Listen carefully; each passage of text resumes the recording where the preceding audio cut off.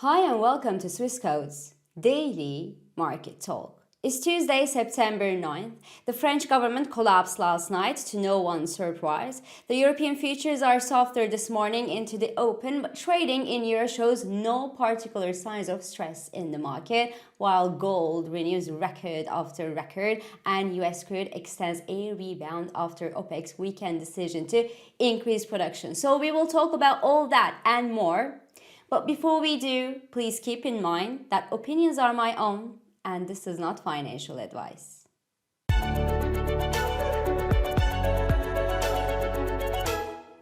So last night, as widely expected, François Bayroul's government in France collapsed as the lower house's weird majority, made up from a coalition including far-right and far-left parties in France, said that they have no confidence whatsoever in François Bayroul's plan to rein in the France's ballooning budget deficit. So François Bayrou replied, "You can change the government, but you cannot change the reality of rising and ever more expensive debts." And indeed, the French 10-year yield fell to the negative territory just before COVID. That was a few years ago, but is now yielding near 3.60% level. It was at that level at least last week before a retreat, and the yield spread compared to the German bonds rose past the 80 basis point mark last week before easing as well. And this political deadlock in France will likely continue as France has become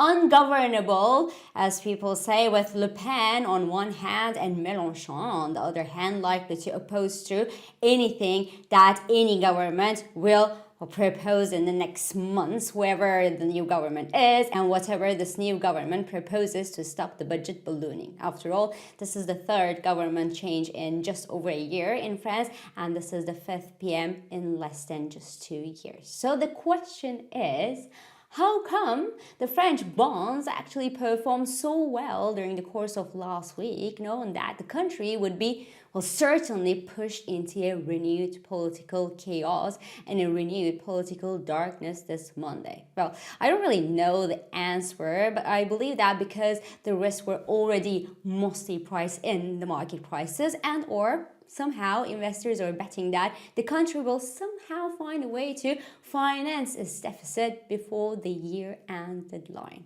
And it will be fine, but until the day it is not fine anymore. Because one thing that I've actually learned watching the financial markets over the past decade and so is that the winds could eventually change dramatically one day without a last warning. So that's exactly what happened in the UK, remember, with now infamous Liz Truss and her mini budget crisis.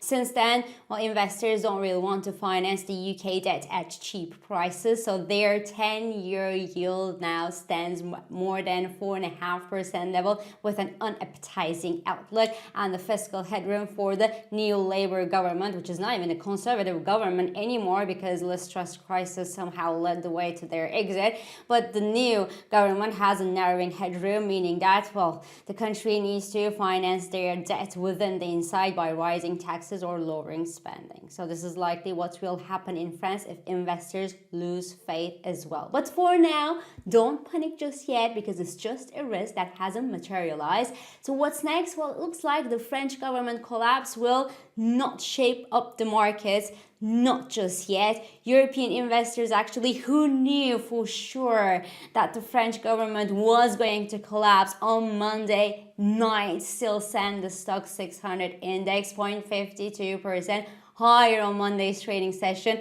Even the French CAC 40 gained during Monday's trading session on prospects for lower US rates that will echo positively across the global financial market. So we could maybe, but just maybe, see some downside pressure across the European and maybe French assets today, following the French no confidence vote yesterday that pushes France into political darkness. The European futures are actually pointing at a negative open this morning, but the upbeat sentiment in the euro this morning suggests that the French news are, well, maybe not a big deal. It's already mostly priced into the market prices, and the euro dollar is about to retest the 118 psychological resistance this morning to the upside, and the French no confidence vote now out of the way with no major surprise. Mind you, well, the pair, the euro dollar, could eventually clear the 118 resistance and look at the next hurdle, which is the 1.20 psychological mark. Across the Atlantic Ocean, well, the week started on a positive note as well, as investors apparently spent last weekend digesting Friday's weak US jobs data and concluded that the Federal Reserve's upcoming rate cuts in the United States will compensate whatever weakness that we are going to see in the US economy and the US financial place. So the S&P 500 consolidated gains a touch below an all-time high level on Monday, while the US 2-year yield fell to the lowest levels in a year on rising bets that the Federal Reserve's last 3 monetary policy meetings this year will bring a rate cut each, with rising wagers that the September monetary policy meeting could eventually bring a 50 basis point cut as well. So the probability for a 50 basis point cut is mounting timidly since last week's weak jobs data from the US, but it could still be reversed or it could be reinforced depending on this week's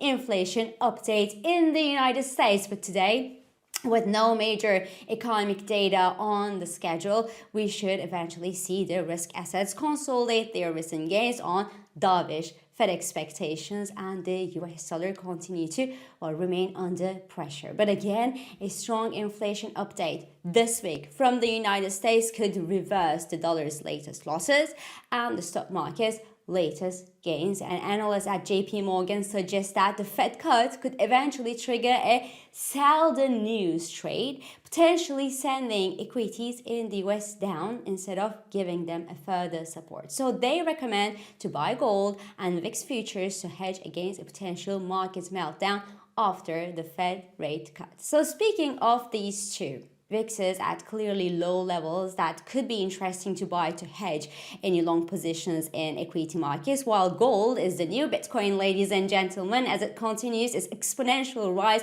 backed by central bank buying amid tense geopolitical setup that encourages many foreign institutions and central banks to replace their US Treasury holdings by commodities, including gold. And for those who are still into the US Treasuries, well, softer yields in the United States today on the back of Fed expectations, Fed rate cut expectations, actually reduced the opportunity cost of holding the non-interest bearing gold and further backing the golden rally. So gold has stepped early this month into the overbought market conditions, meaning that the precious metal has been bought just too rapidly and in a too short period of time, and that a minor downside correction in gold prices would be healthy at the current levels. But healthy or not, ladies and gentlemen, the momentum is clearly there, and Goldman Sachs lately noted that if just 1% of privately held US Treasuries were reallocated into gold, then the price of gold could approach the $5,000 per ounce level. Is that too high? Well, I don't know. Think of Bitcoin that's worth more than $111,000 per coin this morning. So it's never too high. Last but not least, US crude rebounded yesterday and has extended gains again this morning, and that despite the weekend's announcement that OPEC will bring more barrels to the market in October as well.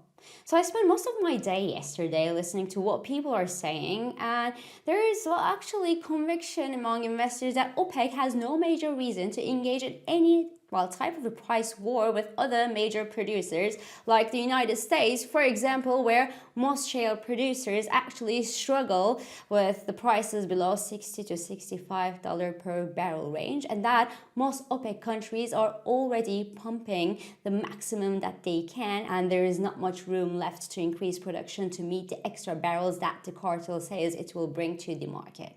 As such, we will likely continue to see a solid support near the $60 to $62 per barrel range in US crude, backed by a softer US dollar as well, and no more hope of seeing the war in Ukraine end quickly. So this is all for today. I'm İpek Özkardeşkaya, and thank you for joining me, and thank you for all your beautiful and supportive comments. I hope this episode of Market Talk has been helpful and it has been insightful to you. So please do not hesitate to leave your comments, your reactions, and your questions below as usual. Follow us on Instagram, on X, on LinkedIn, but also on WhatsApp, Threads, Telegram, and Blue Sky for regular market updates. Subscribe to our YouTube channel for daily market comments, and please don't forget to hit the like button on these videos to let us know that you enjoy them. So I will meet you again tomorrow, and until then, good day trading.